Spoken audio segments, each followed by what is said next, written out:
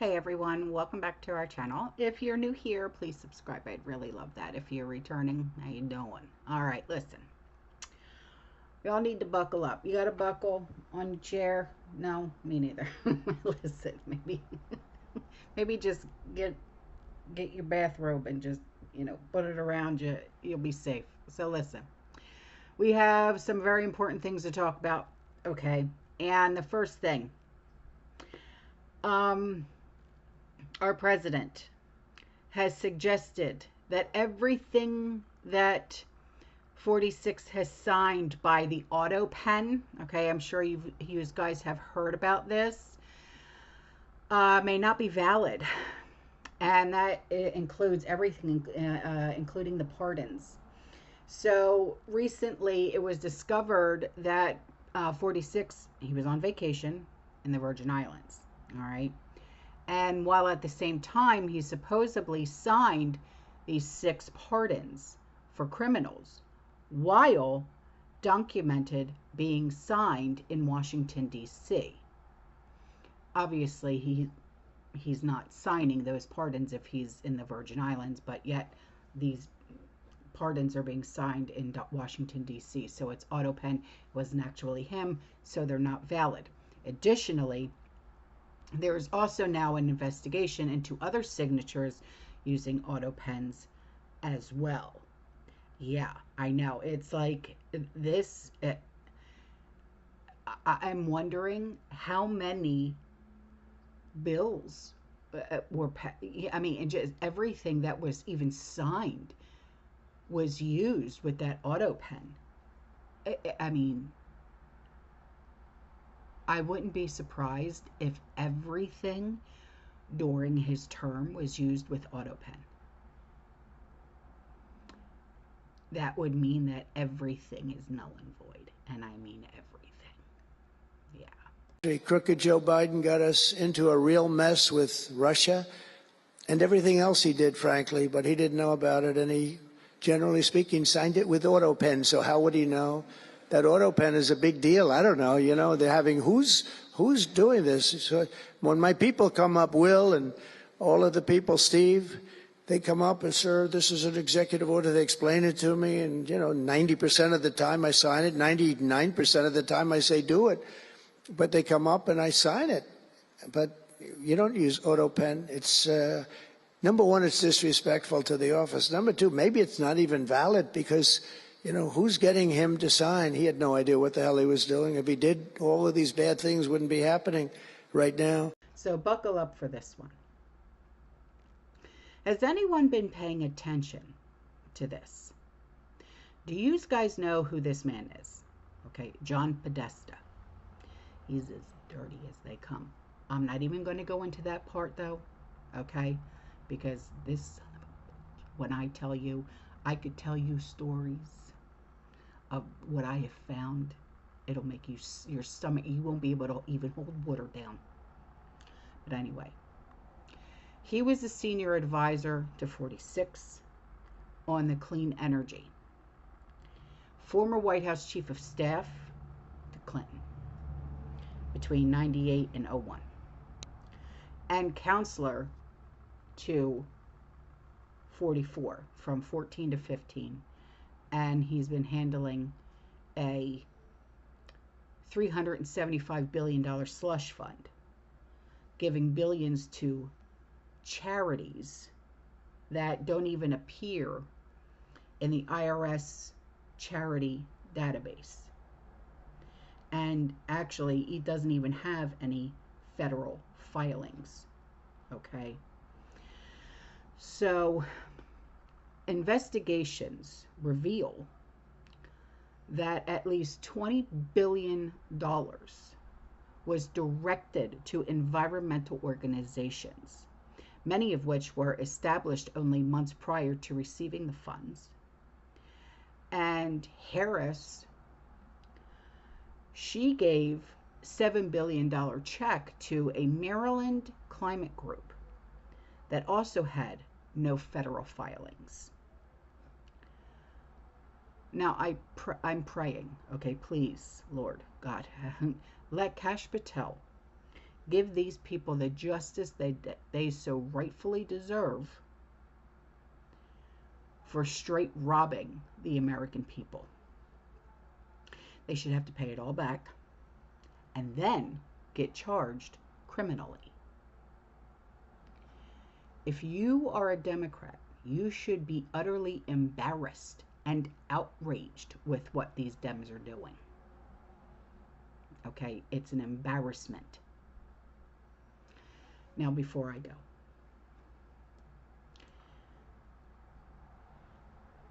there was a plan that came out in 1991, and it's the Muslim Brotherhood's plan to destroy America. Now, here is a woman that explains a little bit about what it's all about. Ciao. Начнем работу, и в повестке дня у нас сегодня плановый вопрос о восстановлении российско-американских отношений. Мы знаем, что новая администрация во главе с президентом Трампом делает все для того, чтобы восстановить хоть что-то из того, что было практически сведено к нулю, уничтожено прежней американской администрации. Процесс этот непростой, если не сказать сложный, но тем не менее, как всем хорошо известно, и у меня состоялся телефонный разговор с президентом Трампом. Состоялись первые контакты нашего министра иностранных дел со своим американским коллегой, и помощник президента России Ушаков встречался со своими визави. Так что в целом ситуация как бы начинает двигаться. Ну, посмотрим, что из этого получится. Мы сегодня этой темой и позанимаемся. У нас два докладчика: Лавров Сергей Викторович и Nourishing Сергей Евгеньевич. Но прежде чем начать работу, хотел бы сказать, что мы ознакомились с сегодняшним обращением президента США господина Трампа пощадить жизни военнослужащих украинской армии, части которой заблокированы российскими войсками в зоне вторжения ВСУ в Курскую область. В этой связи обращаем внимание, что украинские боевики совершили в зоне вторжения многочисленные преступления против гражданского населения. Эти деяния, как я уже говорил, квалифицируются Генеральной прокуратурой Российской Федерации как терроризм. Вместе с тем, мы с пониманием относимся к призыву президента Трампа руководствоваться в отношении этих военнослужащих соображениями гуманитарного характера. В этой связи подчеркну, что в случае сложения оружия и сдачи в плен им будет гарантирована жизнь и достойное обращение в соответствии с нормами международного права и законами Российской Федерации. Для эффективной реализации призыва президента США необходим соответствующий приказ военно-политического руководства Украины своим воинским подразделениям сложить оружие и сдаться в плен. So this is a game changer right here. Our president actually is preventing WW3. Putin spoke about restoring Russian and American relations, okay? And he said that Trump is doing everything possible to reverse the damage that was caused by the previous administration. And Putin actually confirmed that he had a phone call with our president and is willing to spare the lives of the surrounded Ukrainian soldiers in the Kursk, and that's Kursk region, if they surrender. But they committed crimes against civilians, and so they're going to be prosecuted. Okay. Overall, what you should take from this is that our president is holding true to his word as the peacemaker and is taking significant steps towards not just ending this conflict, but towards normalizing relations with Russia. Now, I know you're probably saying, oh my God, it's normalizing relations with our enemies. Yes and no. He's just trying to make peace, not world peace, because that's not possible. At least I don't think it is.